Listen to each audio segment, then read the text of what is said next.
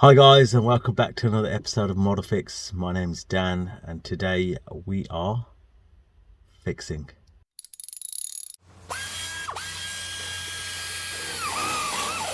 Okay guys, watch this, yeah? So I'm going to press the button and it's weak. It only comes about half the way up, so we're going to fix that today. Alright, so first of all what we need to do is we need to pull this cover off. It's a bit of a nightmare. Start at the bottom, pull hard and then sort of work your way around. Don't go too mad with it. I've already taken mine off because I'm not going to be able to do this one-handed to demonstrate. And it looks like it's actually gone back in. But anyway, so yeah, there you go. So you get the picture. So there's that little tabby thing at the bottom there. And then there's two of those there. And then the top is just literally the case that sort of slots in the hole. And then you see these two clips here, there and there, they actually grab onto that bit there by the looks of it. So that's how the cap comes off. So let's get the cap off and then I will show you what else you need to do. Right, so now with the cap out of the way, there's this little device here. Now this device is called a shut-off device. So what you need to do is you need to get this out of that little hole there.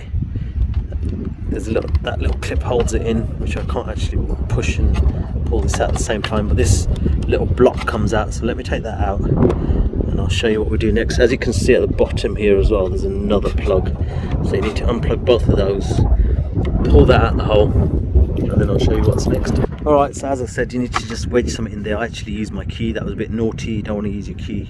Ideally use a screwdriver or a trim removal tool or something like that. Pull that out and then you'll see a plug on that side and on that side, so unplug both of those. Okay, so this was a little bit of a bugger to get out because I was trying to press this and it weren't working. As you can see, I've got great nails. But yeah, what I figured out was if you actually push that bit in using something and then pull it out, it works better. So do that, and then this one just wiggle it side to side. It's got little locking tabs on both sides. But anyway, that's out. I'll show you what to do next. Alright, next you see this resistor here. You can see the state of it, and that's the reason why this bloody thing don't work. So I'm going to replace that, and in order to do that we need to remove all this gluey stuff. So I'm going to dig that out using a little screwdriver like this and possibly a mallet or a hammer, and I'm just going to dig all that crap out until I can see the ends of where this connects. Helps if you've got soft jaws for your vise for this, because you don't want to damage the unit. And that's it really. Alright, that escalated very quickly. I drilled it first. Well, first I started tapping away at that stuff. It was very difficult to remove. Then I got the drill out and I started drilling away at it, and the old resistor was so rotten it just sort of fell out in bits. Then I lost the ends of that resistor, so I was like, what do I do next? So I cut the side of this casing off and I tried to chip away at it from the side, and as you can see that is a foobard, so I don't think that's salvageable. I have got the resistor to replace it, which I'm not going to bother with now, so I think I'll just buy a new one of these and pop it in the hole for the sake of 20 odd quid. It was going to be I think it cost me £1 or less than £1 to fix it. My advice to you would be, if you can do it cleanly, just snip the two ends of the resistor from the top and then solder the new one on. Don't even bother digging it, or just dig around the wires carefully if you can, if you've got the time and the patience. I clearly haven't. So that's the end of this episode. Alright guys, so as you saw, I absolutely destroyed the sod unit that I had. I ordered this baby off eBay for 20 quid and it took 2 days to arrive. This one actually seems like an improved design because there's nothing exposed on it. Thinking about it now, that must be a capacitor or something that gets warm, right? It might be a resistor. It's something that gets warm, right? And that's why they left it outside of the glue so that it stays cool. Don't know how hot that would actually get really, but on this unit, as you can see, it has been buried which is, in my opinion, a better design because it's not open to the elements and it's not going to go bad. Good little bit of kit this, so I'm going to plug this in now and show you, hopefully, the improvement in performance. Alright guys, these two are both plugged in now. I'm just going to slot this in where it's supposed to go. So if you look here, there's a groove and you've just got to push that way into the groove, and then just tuck all these wires and plugs out of the way and then cap back on. So let me do that now.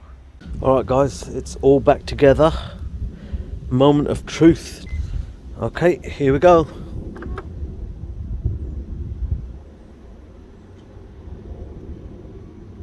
Well, something's gone horribly wrong there because that didn't work.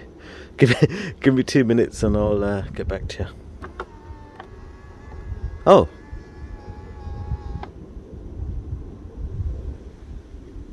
Okay.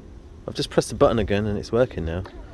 Maybe it needed 2 minutes to think about it, or maybe seeing now it won't release. Yeah, something more sinister going on there. Just give me a few minutes and let me investigate, yeah? Alright guys, we've come back to this about a week later, and it turned out that the brand new module that I was supplied with, the SOD unit, was actually faulty. So this is the one that I was supplied with. The seller was kind enough to send me a replacement free of charge, so that's very good. And now, dun dun dun, it works. Excuse the mess, I didn't bother putting it fully back together because being cautious, but I'll put it back together now.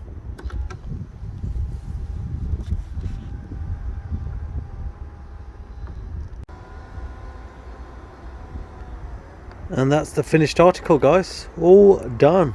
Lovely. Isn't it annoying when the mirrors don't fold properly? Okay, to be fair, it is a bit of a luxury, but if you've got the functionality, it should work, right? And you know, we've fixed that today, so I'm happy about that. You know, and the other thing is that if you can fold your mirrors, it is an advantage, because if you park on a main road, for example, you want to make sure that your mirrors don't get smashed off. I was thinking about how nice it would be if you press the lock button and your mirrors folded automatically. Guess what the next video might be? Ha ha ha. So anyway, it'd be good if they folded and unfolded when you locked and unlocked the car, and that's what I'm going to be looking into. So if you enjoyed this video, guys, give it a thumbs up, give it a like, subscribe to the channel, and look out for more juicy videos on the FN2 Type R.